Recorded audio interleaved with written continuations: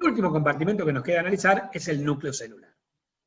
Es la estructura típica de células eucariotas observadas al microscopio óptico. Se la estudia en células que están en interfase, ya que durante la división celular, esto lo vamos a ver cuando analicemos la mitosis, el núcleo desaparece. Se puede analizar su configuración externa o su configuración interna. La configuración externa del núcleo es lo que se puede visualizar con el microscopio óptico. ¿Qué podemos ver con este microscopio? Podemos ver su forma, su posición, su número, su tamaño. Respecto a la forma del núcleo, habitualmente es esférica, pero se adapta a la forma general de la célula que lo contiene. Por ejemplo, las células de revestimiento plana tienen núcleos planos. Esto sería así. Normalmente, ustedes van a ver células esféricas con núcleo esférico.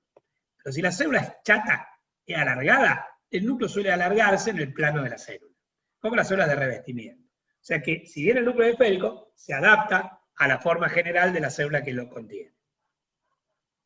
Con respecto a la posición, habitualmente es central. El núcleo puede ser excéntrico o periférico en dos situaciones. En las células con grandes inclusiones, como los adipocitos, o en las células polarizadas, como las secretorias. Veamos lo primero. El núcleo suele estar en el centro, pero si la célula en el centro tiene una inclusión de grasa, de lípidos, el núcleo queda desplazado a la periferia, por la propia gota de grasa. ¿Estamos? Entonces, en este caso decimos que el núcleo es excéntrico o periférico. Este es un adipocito o célula de grasa, del tejido adiposo. Número de núcleos. Habitualmente las células poseen un solo núcleo. Dice que son células uninucleadas o mononucleadas. Sin embargo, existen células multinucleadas por dos mecanismos. El plasmodio es cuando la célula divide el núcleo, proceso que se llama cariocinesis, pero no divide el citoplasma, proceso que se llama citocinesis. O sea, si una célula hace cariocinesis y no hace citocinesis, va a quedar con dos o más núcleos.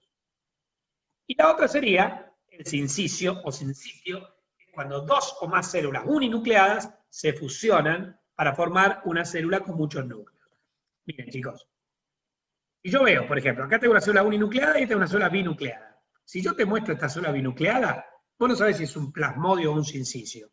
Te tengo que explicar cómo esta célula se transformó en esta. Si fue porque esta célula dividió el núcleo, pero no se dividió el citoplasma a la mitad, es un plasmodio. Ahora, si es porque esta célula se fusionó con otra igual, compartiendo los núcleos, es un sincicio. Con respecto al tamaño nuclear, no importa el tamaño absoluto del núcleo, sino la relación entre el tamaño del núcleo y el del citoplasma, que se llama relación núcleo-citoplásmica y la podemos abreviar RNC. Normalmente es de 1/3, que significa que el núcleo tiene un volumen 3 veces menor que el del citoplasma. Sin embargo, la relación núcleo-citoplásmica puede variar. A favor del núcleo, o sea que vos tengas una relación núcleo-citoplásmica mayor a 1/3, por ejemplo, o sea que el núcleo sea muy grande, por ejemplo una célula de la sangre, que es el linfocito, o al revés, que sea a favor del citoplasma, con una relación núcleo-citoplásmica menor a 1/3. Acá decimos que el núcleo es pequeño picnótico, viene de pigmeo, la palabra picnótico, y este es un índice precoz de muerte celular. Es decir, esto es lo habitual. El núcleo tenga un tamaño, 1/3 del tamaño del citoplasma. Ahora, si el núcleo, esa es la relación núcleo-citoplasma. Ahora, si el núcleo es más grande que eso, es demasiado grande para la célula que lo contiene, acá pueden ser dos cosas. Hay una célula normal del cuerpo que tiene esta forma, esta relación núcleo-citoplásmica, que se llama linfocito, que lo encontramos en la sangre y también en el tejido linfático para la defensa inmunológica. Cualquier otra célula que altere su relación núcleo-citoplásmica y aumente así el tamaño de su núcleo, ojo, porque puede tratarse de una célula cancerígena. Es una de las primeras transformaciones de las células cancerígenas. Por el contrario, cuando una célula achica su núcleo de esta forma, esto, una relación núcleo-citoplásmica de 1/6 o menos, se llama picnosis nuclear y es un índice precoz de muerte celular. Cuando una célula se muere, una de las primeras cosas que hace es achicar el núcleo. Después destruye el núcleo y la célula se muere. Pero finalmente, la configuración interna del núcleo es lo que se puede visualizar al microscopio electrónico. Esto comprende la envoltura nuclear, el nucleolo, el jugo nuclear y la cromatina. Con respecto a la envoltura nuclear, a diferencia de la membrana plasmática, es una doble unidad de membrana, tiene una membrana externa y una interna, separada por un espacio que se llama cisterna perinuclear. Esta membrana tiene poros estructurales, están siempre abiertos, a diferencia de los poros de la membrana plasmática que son funcionales, se abren cuando algo tenga que ingresar. Estos poros estructurales tienen un anillo proteico en su interior. El nucleolo es una estructura intranuclear no membranosa, tiene dos porciones, una granular periférica y una fibrilar central, y el sitio donde se sintetiza y donde madura el ARN ribosomal, es decir, el ácido ribonucleico ribosomal. El jugo nuclear es una solución que contiene agua, micro y macromoléculas. En él se encuentran los nucleótidos y las enzimas necesarias para sintetizar el ADN por replicación y el ARN por transcripción. Finalmente, la cromatina es la sustancia que se tiñe en los núcleos, de ahí viene su color. Croma viene de cromos, que en griego quiere decir color. Está formada por ácido desoxirribonucleico más proteínas como las histonas que se unen a él. Puede ser de dos tipos. La eucromatina, que tiene el ADN desespiralizado y activo y que no se ve a microscopio óptico, y la heterocromatina, que tiene el ADN espiralizado e inactivo. Esta a su vez puede ser de dos tipos. La constitutiva, que nunca se activa, y la facultativa, que puede activarse. En próximas clases, donde les voy a explicar la genética del núcleo, de las células, ahí les voy a explicar bien la constitución de la cromatina nuclear. Entonces, nosotros tenemos que esto no es una célula, es solo el núcleo. Parece que la célula es todo esto, toda la diapositiva es la célula. Entonces, este es el núcleo. La envoltura nuclear tiene una membrana interna y una membrana externa separadas por una cisterna. Por fuera la membrana externa está adherida, tiene ribosomas adheridos y se continúa con el retículo endoplámico rugoso. Por dentro, la membrana interna tiene una lámina fibrosa interna, lámina fibrosa nuclear interna. Tiene poros, que están siempre abiertos, que se llaman poros nucleares, y que tienen un anillo proteico, que está formado por 8 proteínas, que forman lo que se llama el complejo del poro. Adentro el agua del núcleo se llama jugo nuclear o cariolinfo o carioplasma, tiene los nucleótidos para sintetizar ADN, tiene enzimas, tiene agua, tiene micro y macromoléculas. Este es el nucleolo, y una porción granular periférica y una porción fibrilar central, y finalmente tengo la cromatina. La que está más desenrolladita es la eucromatina y la que está más enrollada es la heterocromatina. La eucromatina es la cromatina funcional, la que tiene ADN activo, y la heterocromatina es la no funcional, la inactiva. Bueno, ¿de dónde sacamos estos temas? Los sacamos del Génesis, los sacamos del Ross, los sacamos del Welch, los sacamos del de Robertis, los sacamos del Albers, los podemos haber sacado del Sobota. Hay muchos libros de histología que te permiten, en los primeros capítulos, hay libros que son de biología celular exclusivamente, como el de Bruce Albers o el de Robertis, pero hay otros que son de histología.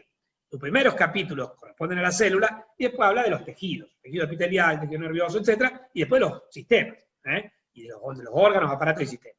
Bien, pero en cualquier libro de histología o de biología celular, ustedes pueden recurrir, estos serían los principales, para el estudio de las características histológicas de la célula.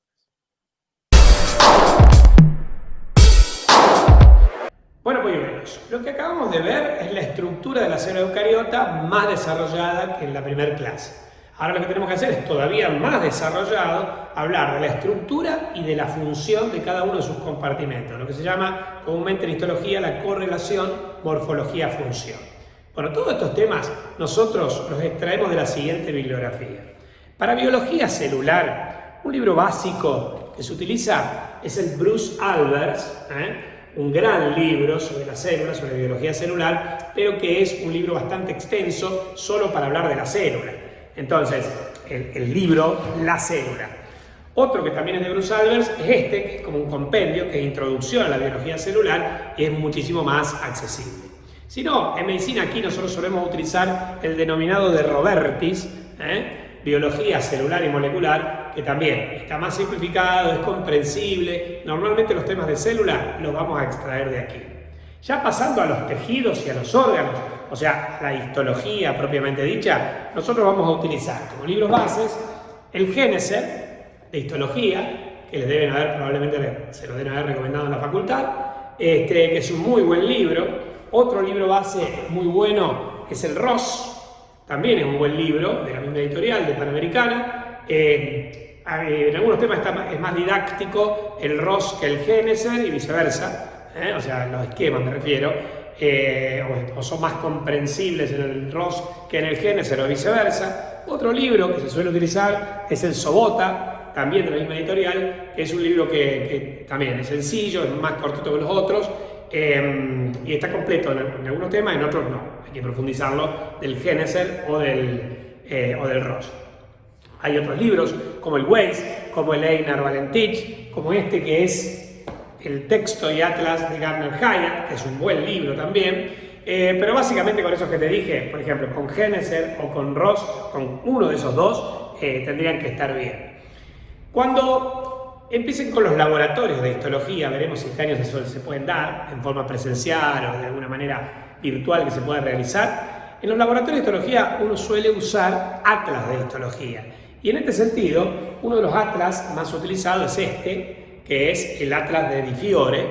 Este es el libro de texto y atlas, hay uno que es exclusivamente el atlas de Di Fiore, donde no tiene imágenes, digamos, no tiene fotografías de preparados histológicos, sino que lo que tienen son dibujos, pero que son muy fieles a lo que se suele ver en un preparado histológico. El Di Fiore es un libro clásico que se ha usado muchos años en los laboratorios de histología de la facultad. Otra alternativa es el Geneser, que nosotros teníamos como libro de texto. También hay un atlas color de Geneser, un texto atlas color, donde, bueno, este tiene fotos de los distintos preparados histológicos y está bueno, este también está bueno. Bueno, la cátedra de histología tiene su propia producción, lo que se llama el HistoKit. El HistoKit es un manual de la cátedra de histología por 4 grandes docentes, algunos de ellos ya fallecidos, Alberto Ottavio, Bazán, Cesolari y Telles, que fueron titulares de la cátedra de histología hace muchos años y editaron un texto que es el HistoKit. En algunos temas, como por ejemplo la biología celular, están bien, están resumidos, pero bien, está bien tratado el tema.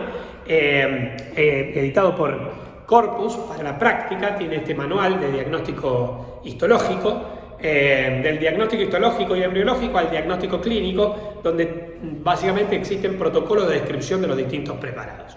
En resumen, chicos, para biología celular les recomiendo el de Robertas. Para histología les recomiendo indistintamente Geneser o Ross, de acuerdo al que les resulte más didáctico, porque lo puede ojear. Insisto, como les digo siempre, ¿no? Para que vayan desesperados a comprar un libro, los libros son muy caros. Pero si por ahí te lo prestaron o algo, vos podés comparar y ver si te van a prestar uno u otro, cuál te gustaría más.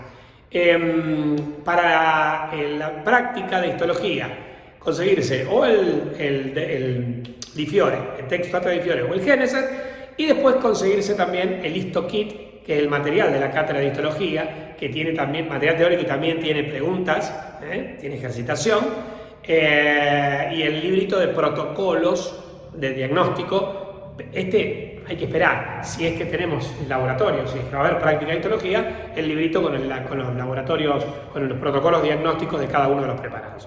Esa sería la bibliografía para, básicamente para histología, tanto para la teoría como para la práctica, al menos la bibliografía de donde nosotros nos vamos a basar para nuestras clases.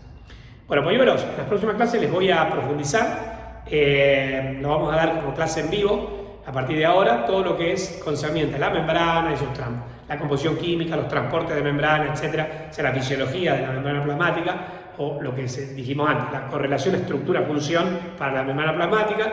Luego vamos a hacer lo propio para el citoplasma y finalmente para el núcleo. Nos vemos, polluelos, y sigan cuidándose.